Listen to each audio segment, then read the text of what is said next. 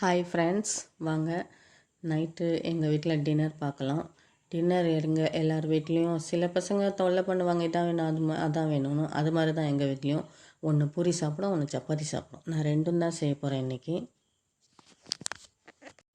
பூரி மசாலா வந்து எப்பயுமே yellow colour masala செய்வாங்கள்ல, அது மாதிரி இல்லை. இது ரெட் கலர் செய்கிறது அதே ப்ராசஸ் தான். ஆனால் டேஸ்ட் டிஃப்ரெண்ட்டாக இருக்கும், சூப்பராக இருக்கும். ரெண்டுத்துக்குமே மேட்ச் ஆகும், சப்பாத்திக்கு பூரிக்கு. என் ஃப்ரெண்டு என் கூட படித்தவன் ஒருத்தர் இருக்கான். அவங்க அம்மா வந்து டிஃபன் கடை வச்சுருந்தாங்க. நாங்கள் டிஃபன் வாங்க போகும்போது அவங்க பூரி போடுவாங்க. அந்த பூரி போடுறத பார்க்குறதுக்கு ரொம்ப அழகாக இருக்கும். அதை பார்க்குறதுக்கு நான் பார்த்துக்கிட்டே இருப்பேன். அந்த மாவை என் கன்னத்தில் தடவி விட்டுருவாங்க. அந்த பூரி பார்த்துக்கிட்டே இருப்பேன். அங்கேயே எனக்கு ஒரு பூரி எக்ஸ்ட்ரா கொடுத்துருவாங்க, இந்த சாப்பிடு அப்படின்னு சொல்லி.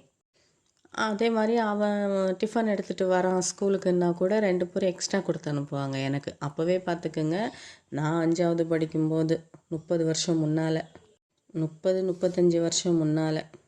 ரொம்ப அழகாக இருப்பாங்க. எங்கள் வீட்டில் எல்லோரும் அவங்கள வந்து மங்களகரமாக இருப்பாங்க அப்படின்னு சொல்லுவாங்க. அவங்கள வெளியில் போகிறச்ச அவங்க முன்னால் வந்தால் கூட அப்படி ஒரு சரி நல்லா இன்றைக்கி இருக்குது அப்படின்னு சொல்லுவாங்க. மறுபடியும் அவங்களெல்லாம் பார்க்க முடியுமான்னு எனக்கு தெரியல. ஆனால் நான் எப்போல்லாம் பூரி சப்பாத்தி போடுறேன்னா அவங்கள நினைக்காத நாளே இல்லை.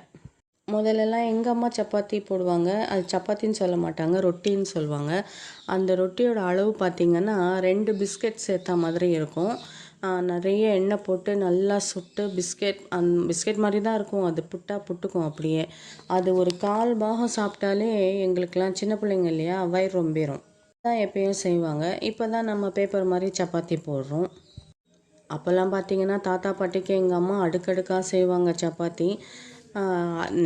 நம்ம இப்போ பிள்ளைங்க கேட்டால் செஞ்சு கொடுக்கறதில்ல. அதுவும் வெயில் காலத்தில் சப்பாத்தி கேட்டிங்க அவ்வளோதான்னு சொல்லிடுறோம்.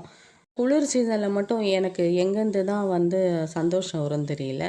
எத்தனை தடவை சப்பாத்தி கேட்டாலும் பூரி கேட்டாலும் போட்டு கொடுத்துருவேன். குளிர் காலத்தில் எவ்வளோ வேலை வேணாலும் செஞ்சிடலாம். வெயில் காலத்தில் கிச்சனில் நிற்கவே முடிய மாட்டேங்குது. அவ்வளோதாங்க, பூரியும் செஞ்சாச்சு, சப்பாத்தியும் செஞ்சாச்சு. இன்னும் என்ன சாப்பிட்ணும், அவ்வளோதாங்க.